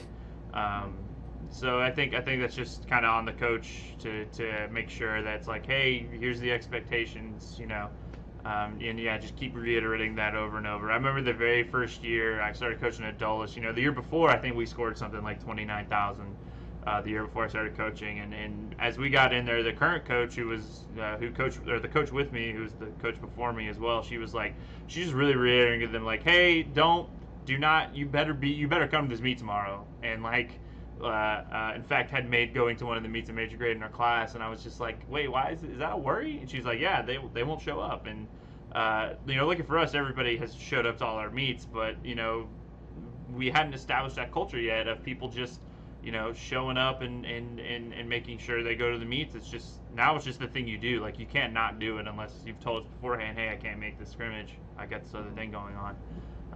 It's a culture thing for sure. Yeah, definitely. Yeah, it does happen in other places too. like one of the few other places that I've seen that to the same extent is with some of the teams in Region 7. Actually, I was thinking, but I think I mean sometimes like we've had teams that have registered 9 students, and I was really happy about that, but then only 2 showed up. And so like things on that level, I obviously a lot of time I don't know how many students register to come to a competition, and I'll only see like the students who did come. But it was really bad a couple of years ago, and it's definitely gotten better over the past couple of years. I think since it's become more evident that Massachusetts Academic Decathlon as an organization does care. After we took over, because beforehand it wasn't well run. The students probably, a culture thing that started at the top. So yeah. All right, and so now just some quick things on coaching the ACTEC curriculum. And so we'll try to move through this a bit more quickly. This stuff is kind of just like less in depth, but more just little tips and tricks as far as how to cover the basic objective curriculum first, and then the subjective curriculum, which we've already touched upon a bit. So for math is one of those things where a lot of the time, simply learning all of the material isn't going to cut it. A lot of the time it comes down to calculator applications and tricks, especially given, the 30-minute time period that's allotted to the students. So, nowadays in the past couple of years, the math tests have been, I don't think that you have to know the calculator as in and out as you did, like back in my day, which was 5 years ago. Like you had to know everything super well, and you probably still wouldn't even be able to finish the test. Like, State my senior year, all kinds of math geniuses, and no one got 1,000. Because people just couldn't finish it. New calculators just make so much of what we stressed about so trivial. Yeah, exactly. And so, but I obviously I can't stress enough that they should know why all these calculator tricks work, right? They shouldn't just be like, oh, like, compound interest, like blah, blah, blah, and they type it in and know how to do that, but they don't know what compound interest is. Make sure that everyone understands all the concepts behind it, but also, that they know how to approach those questions very quickly and solve them quickly. And then also, I think math in general is one of the more coachable things. So with most of these, the students should be reading these packets on their own time and, discussing in class, quizzing over it on class, but, try to stay away in general from like lectures about the material, because, they'll get lectures in any class. Decathlon's supposed to be different. But with math is one of those things where, just reading the packet will not, especially students who already struggle with math are not necessarily going to be able to understand it without individualized help, without someone at the front of the classroom explaining it. So whether it's you as the coach or another math teacher that you rope in, I think math is important to do that with. Yeah, we actually stumbled upon, I think, a really good solution for this about 2 weeks ago. The students teach the students teach the students. The kids who know it teach the kids who don't. Especially when it comes to statistics this year, right? We've had some people take AP statistics already, so they're like, oh yeah, standard deviation is no problem. But somebody who doesn't know standard deviation is like, what? What does that even mean? So we break them into groups, right? They're always into groups, and then sometimes we'll have somebody present something, but other times you just kind of have enough people who know the stuff that they can kind of teach the people in their group. So I think that's a really good way to do it, and then just give them worksheets to learn the material on, right? Or with worksheets with questions on it, right? That's been the most successful for us so far. But yeah, calculator tricks very important, but they need to know the math first before they just pour crap into a calculator. Exactly. They're gonna explicitly have oh, here's these two. The calculator spit out these 2 different answers, and they're going to both be on as answer choices. So then the question is, well, which one's the one you need? Stuff. So, yeah. Yeah, exactly. And yeah, since this is actually the same math that was my senior year, I can say memorize the formulas, especially for the statistics here. Very important. But okay, on to Linglet a little bit. So, the book is kind of its own thing, or I guess to play this year, because it's the only thing to study that's not just strictly within the confines of the resource guide itself. Make sure you discuss the book, focus on the major themes. Language and literature is a bit different because, it's not just straight up facts. a lot of the time. But it being literature, there's things like character development and themes and all these AP Lit terms and whatnot. So a lot of things to study there. Make flashcards for literary terms. Maybe ask an English Lit teacher to walk through different passages, prose, poetry, all the selected works and whatnot. Yeah. I think the number one thing is, the more you read the book, the better you understand it. When I read my senior year, the book was Red Badge of Courage. First time I read it, hated it. Hated that book. Thought it was terrible. The sixth time I read it, I loved it. That was amazing. It's the imagery and the metaphors are so good. So just the more they read it, the more they'll understand it. Like that's my number one advice on that. Oh yeah, and from my personal experience, like as a senior, the book was Dr. Zhivago, which I loved. I absolutely adored that book, but I read it over the summer, or actually I think toward the end of my junior year, and then for whatever reason I never went back and read it again. I was like, oh, I already read it. I don't need to do it again. This was a dumb idea because I never ended up scoring higher than a 700, despite how much I loved that book. So don't be me, and don't let your students be me. Art and music, sometimes it helps to summarize important information about the each piece and work into visuals. Make flashcards. Flashcards can work for a lot of things. Some students don't learn very well from flashcards. Some do. But one thing, definitely try to get your students to listen to the music as much as possible. Listen to it in class or in practice. Have people, be able to get the files downloaded to their iPods. I guess that's not a thing anymore because people will have Spotify. I am old and hate Spotify. Well, they have very specific parts. Like, so for example, this year they did. What was the question? It's "Satisfaction" by Otis Redding, but by the Rolling Stones. And I think that. No, I'm sorry, it's not that one. There's one song at any rate that was like 6 minutes long. But they only want you to listen to 3 minutes. And then with John Coltrane, they just talked about the album Love Supreme, but they only want you to learn the first part. So I think it actually does benefit to get them to download the actual song in case there's something different, right? Yeah. No, yeah, definitely. So there is Spotify, but what I was saying is like, you're not necessarily going to find the exact right files because Right. especially when it's a year where the majority of the selections are classical music, finding the exact performance that they have, on the selected works CD is really important, but it'll be hard. Mm-hmm. Because if you listen to the exact recording, you'll be able to much better be able to distinguish, the song that's being mentioned without even thinking about it come competition day during the music listening section. Yeah. So yeah, but people have phones, so just download it to your phone. Yeah. It's Learn like learn the it'll be music. 100 megabytes. You can salvage or spare 100 megabytes. Hopefully. Yeah. Learn the So- music. That's a free 200 points if you just learn the music. Absolutely. So what are students having some of the most difficulty with? So this is just, I guess, an open-ended question.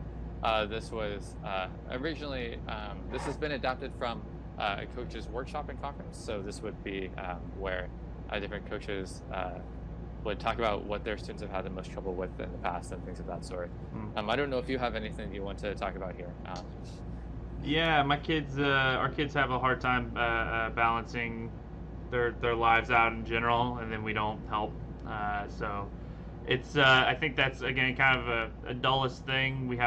There's a lot of expectations on those kids coming from a million different angles, and so they get very stressed very quickly. Yeah. And so that's our thing. We're trying to figure out ways to deal with that while also continuing to learn the material. That's our biggest thing, I would say. But That makes sense. yeah, nothing I can really answer to here. Sure. Yeah. All right, and then lastly, coaching subjectives. So we've already talked about this a bit, but quick reminder: speech, 3.5 to 4 minutes for prepared, 1.5 to 2 for impromptu. In Massachusetts, we do not allow any flashcards for the prepared speech, or even for impromptu speech when you're actually giving. Really? When you're actually, yeah. However, this can differ depending on the exact region. So make sure to check with whoever your coordinator is first, if you're watching this in another area. And to clarify, for impromptu speech, we allow flashcards to write. But you can't have it in your hand. Yeah, you can't have it when you're giving the speech, but you can use it in the minute. You have to prepare it beforehand. Yeah, right. Sorry. Impromptu topics can cover the whole gamut. Pressing issues in the news, self-reflection. They'll give you a code and ask what you think about it. Even things like what's in your closet. Lots of different things. Really important is just having your students be prepared for whatever might come their way. And the only way to do that is to just have them constantly be practicing impromptu speeches. This is something that a lot of time is like scary but fun and really good for bonding, as we talked about earlier. But it should also be done more than just an impromptu session like once a month. Maybe try it every 2 weeks, if not more. Give students cards to do on their own. Topics to do on their own, like at home in front of their family, things like that. Something that some coaches have actually done is even taking their kids to like coffee shops or Target or things like that, and sometimes having them do impromptu topics there, which would be really scary, but also more commonly just the prepared speeches. Sometimes giving them in front of other classes. Like in their kid's science class, you say to the teacher, "Hey, can you let my kid take 4 minutes for his prepared speech to perform it and practice it. Go to Target, go to Starbucks, things like that. Assuming that Starbucks doesn't kick you out. I don't know how they do it. I've never witnessed it in person. I've heard that some people do this. So really what it's about is just making the student comfortable with their speech, making them have it memorized and really down and able to perform it in any variety of situation. Whether they're like really scared because they're in the middle of a coffee shop, or like maybe something unexpected happens on the day that they're giving the speech in the competition, but because they know it so well, they've practiced it so many times, they can just keep going right through it. Really, a student should be practicing their speech multiple times a day, every day for at least a month before the competition.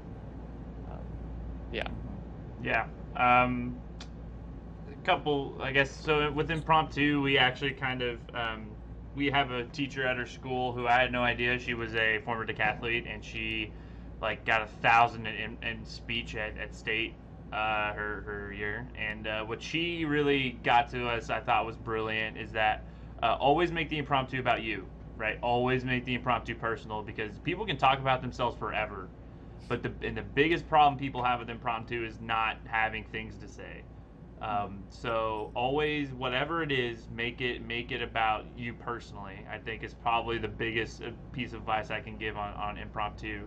The other one is like try to come up with like 3 things you want to talk about, which I thought was good until again, you can run out of 3 things to say in like 30 seconds, right? So I think making it just very much about your own individual person is really smart for impromptu.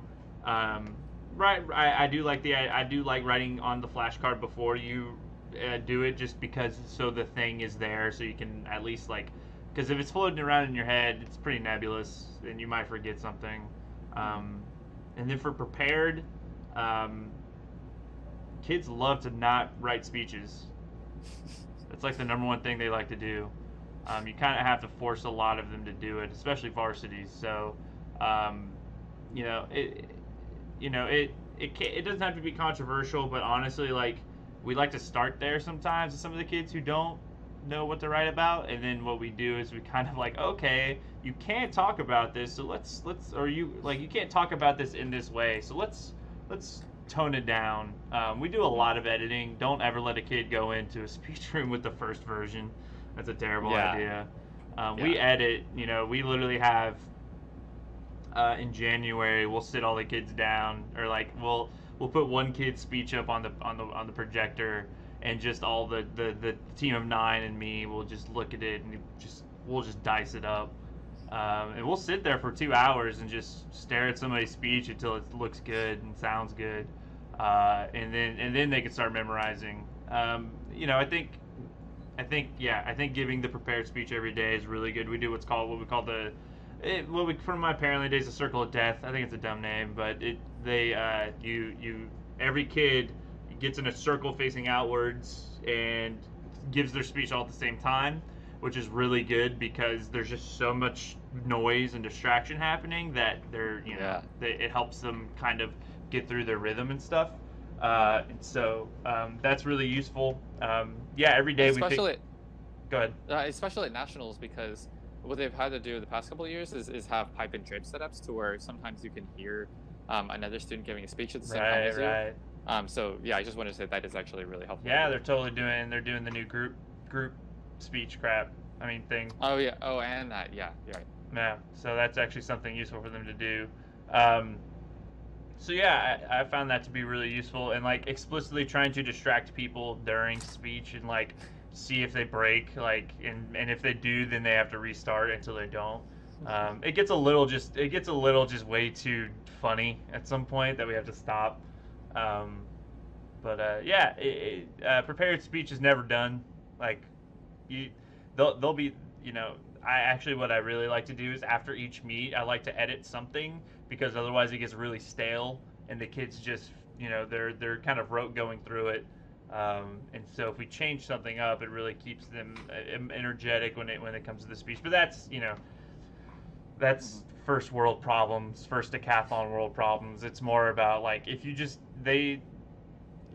need to find them to write a speech, right? You just have to sometimes sit them down for 2 hours and be like, you're not leaving this room until you have a prepared speech. Yeah. And even then, they still might not have one. So. Yeah.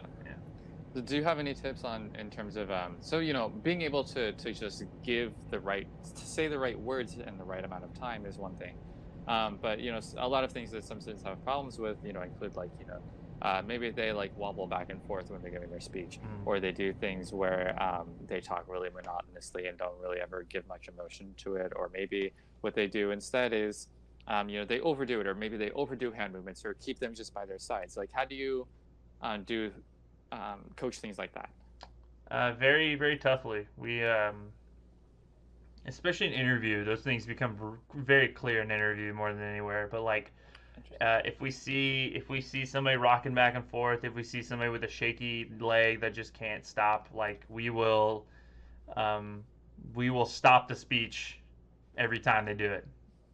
So if somebody's just wobbling back and forth, hey, you're wobbling, stop.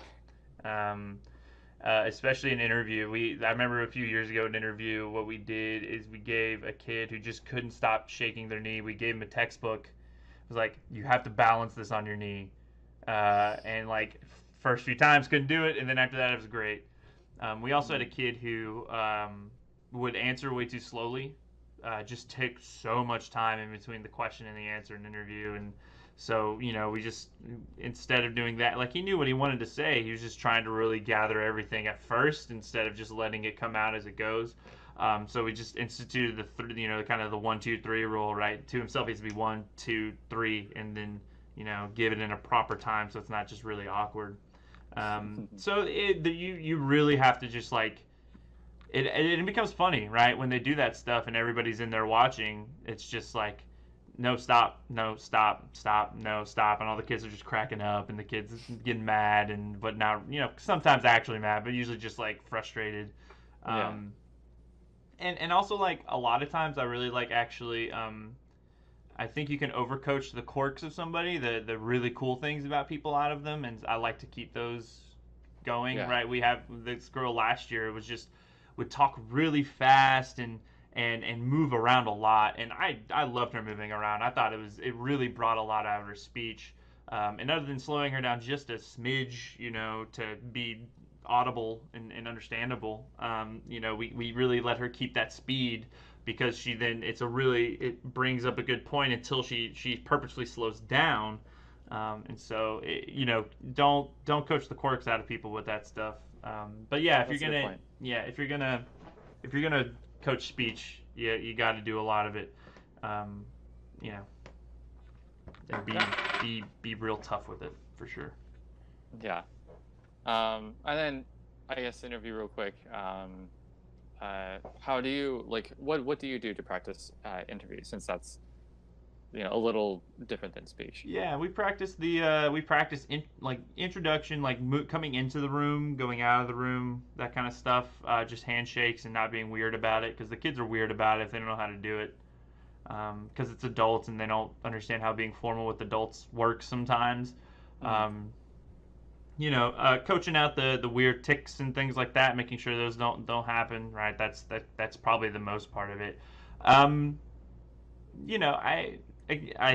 think with interview, the beauty about interview is really letting a kid run wild with it and just letting their imagination and who they are really show out. A few years ago, actually, we really coached them on certain questions that we felt like we saw all the time, like who's your hero and stuff like that.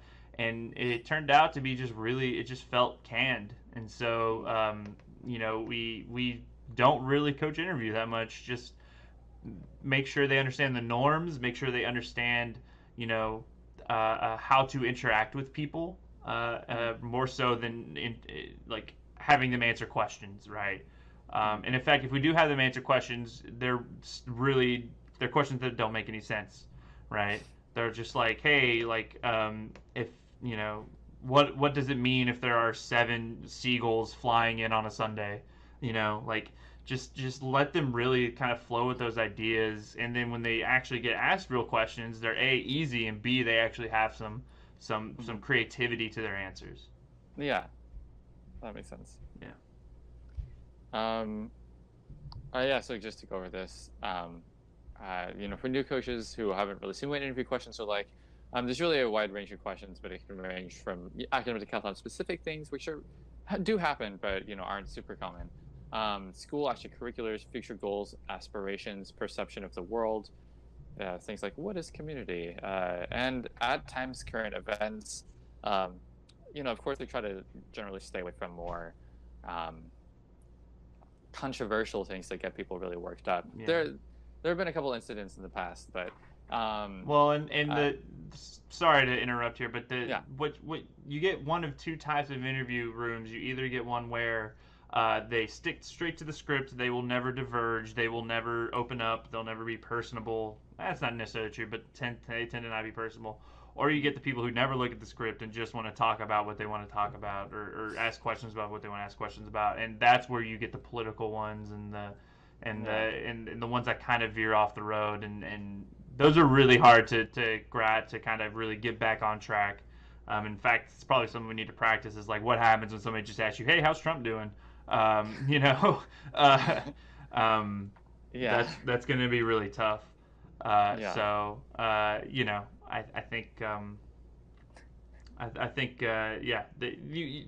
It's usually a coin flip, to be honest, on those things too. A lot of times the judges don't and are encouraged not to just go by the script.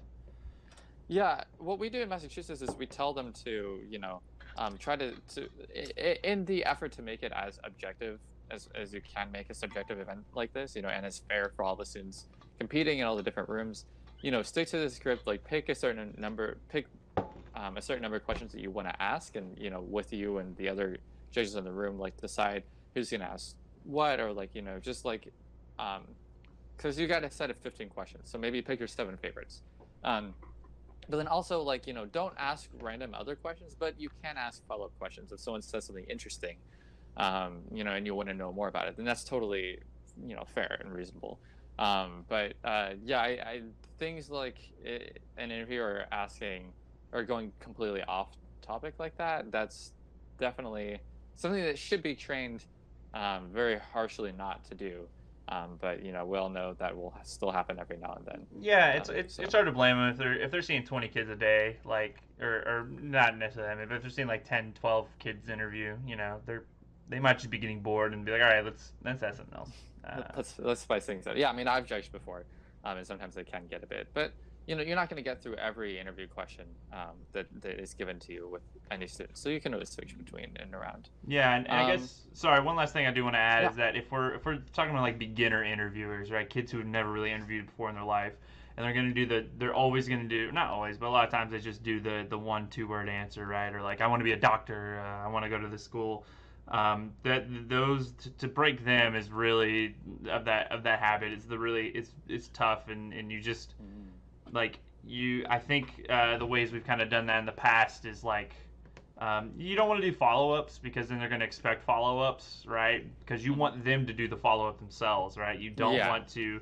A judge having to ask a follow-up question is usually actually a bad sign, or not a bad sign, but it's not a good sign for 100% of the time, right? Because it's like, well, if you were a good interviewee, you would have just followed up yourself.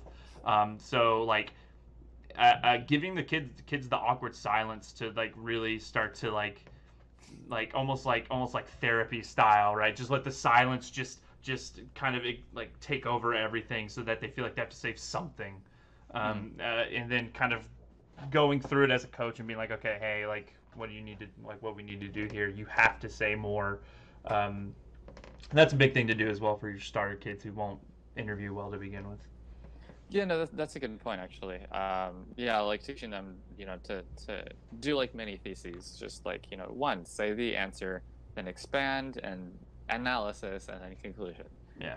Like in all of your answers, those little mini things. We actually tell our judges to look out for that when we train them. Yeah, I would assume most states do. I would hope. Yeah. So, yeah, practice. Challenge for a lot of people, perhaps most, is overcoming social anxiety. Don't be afraid to own up to what you have to say. A lot of it is, really big emphasis on nonverbal communication. I don't know if y'all do the 3-point walk, but that was definitely drilled into us, and we always did really well in speech. Yep. And so for those who don't know, it's like, when you're giving your prepared speech and your impromptu speech, the student is usually, like, almost always should be standing up in front of the judges, if that's how, the room is set up. And so the student can, like, start in the middle, in front of the middle judge if there's 3, and then, like, for the first point, step a little to the right. Their second point, step a little to the left, and then maybe they have a third point and they go into the middle again. But on the last one, you'll be in the middle and then step forward for your conclusion. And so this just kind of like is another thing to make it makes your speech seem even more organized, even if they don't consciously pick up on that. Mm-hmm. Yeah, we did a triangle. The 3 points. I actually like the idea of the diamond with the front facing point. That's also really good. Yeah, we did the diamond. Yeah, is what it was. And so practice is what it comes down to. Months before competitions, you should be doing your speech several times a day by memory. Practice in as many social situations as possible to get over the shyness, nervousness, and don't let them do a generational speech. I think those are kind of, unless they're funny. Like, I had a really funny back in 2008. It was a speech about how text messages is ruining communication, and I came across it in a really like kind of all generations thing. Every generation has this kind of complaint about the next one and stuff, but like if they're just gonna go up there and be like, the baby boomers are ruining our generation, and then you have 3 baby boomers as your judges, like that's like don't let them do that. Don't let them have that topic. That just is it. A, you're probably getting judges that are not going to be happy with it, and B, it's lazy. Yeah. Videoing students delivering speeches is really important. It helps them feel comfortable in their own skin. Yeah. I accidentally skipped over that. No, I don't think you did. I just think I jumped ahead. No, I had skipped over it, actually. Okay. Well, for gestures then as well, we used the box or the sphere, right, where it's like pretend they have a box in front of them and they can kind of motion around that, and then like anytime there's like multiple points, right, hitting those points with your hands and stuff like that. There's some easy stuff there that makes it look like they know what they're doing when it comes to gestures and whatnot. But yeah, have them pretend there's a sphere around them in front of them, and they can move their hands around the sphere and stuff like that. You definitely no hands in pockets ever. No hands in pockets ever. Don't let them just like sit there stone faced, grab their wrist, and call it a day. Although grabbing the wrist is probably like the resting point, right? Or like putting their hands together and stuff like that. Videoing students is really important for sure. And then I don't think I have a slide for this, oops. But the often overlooked 10th event essay. Do you have any tips or tricks on that? That's I wish I knew how to coach it better. Yeah, I've always heard that obviously the most important thing is going to be organization. Teaching your students like how to make sure that they know like what a thesis is, that it's organized. Is it introduction and like 2 or 3 body paragraphs and a conclusion. That at the very least like makes it hopefully going to be above like a certain minimum, because it just makes it look nicer, right? The judges only have a certain amount of time to read it, so sometimes things like that can be a big help in terms of just making it seem more impressive of an essay, just because of how it's organized. Yeah, I actually wonder. I thought that forever, and I actually wonder about that because you tend to get English teachers as your essay judges, and what I've heard from like the English teacher community is that like actually they really they actually dislike the 5.5 paragraph essay style. It's just like rote and old, and like they kind of like it a little more fluid. And so like I fundamentally agree with you, right? I thought that was what it was. As a social studies teacher, I like analytical essays. But as I've kind of studied over the years, and this might be very high level, I don't know if this is anything that people who are maybe just starting a program care about, but there's the 2 parts of the essay rubric, right? There's the content and the style, and almost every single time those things are right neck and neck with each other, which tells me that when they're getting lay judges who haven't read the content that much to judge these essays, they are mostly judging on whether it sounds like they know what they're talking about as opposed to if they actually know what they're talking about. And I know that's not what you guys trained them to do, Sebastian, but yeah, that's what it ends up feeling like, and I think a lot of times it's actually what it is. Of course, if they have wrong facts to an extent, that's going to hurt them. But if they know the material, then I think what actually helps them a lot more is having a standout style rather than having a solid organization. They of course need a thesis and they of course need evidence, but like how they organize it and how they talk about it, I think is really not necessarily in that easy organization. So tell them to be flowery, tell them to have over the top language, right? I used to hate hyperbole in essays, and as a world history teacher, I think I still do. But when it comes to decathlon, that's not how you should write essays, right? You should write essays towards your judges, and your judges are most likely going to be English teachers who have never read the stuff, and so the best thing to do is make it sound good. Yeah, that makes sense. Yeah, so that's. Yeah, I think we're also different because we don't usually use English teachers. Like we have a couple, right. But a lot of the time, like we use. Other teachers or community members are very frequently former decathletes. So that's kind of its own thing. Yeah. Well, even if it's not English teachers, right, per se, if it's just somebody who is a lay judge, I would say is that like if they don't know the content, then what is best is to make it sound like you know it really well, and to also write a very pretty essay. Yeah, exactly. All right, so I think that is the end of the slideshow. You, sir, do you have any other thoughts?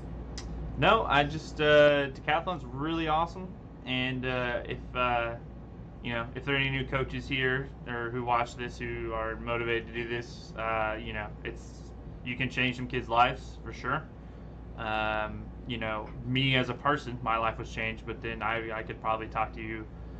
Probably just in the 4 years I've coached up to this point, I could, at least 1 or 2 a year who, all of a sudden were academic and all of a sudden like really cared about school and got into much better colleges than I think they would have beforehand.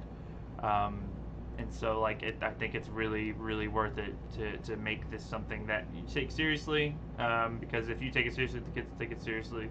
And winning is super fun in this because it's a validation of knowledge and skill that I think kids don't get a whole lot. And then if anybody wants to, if anybody does have more questions, they can find me and stuff.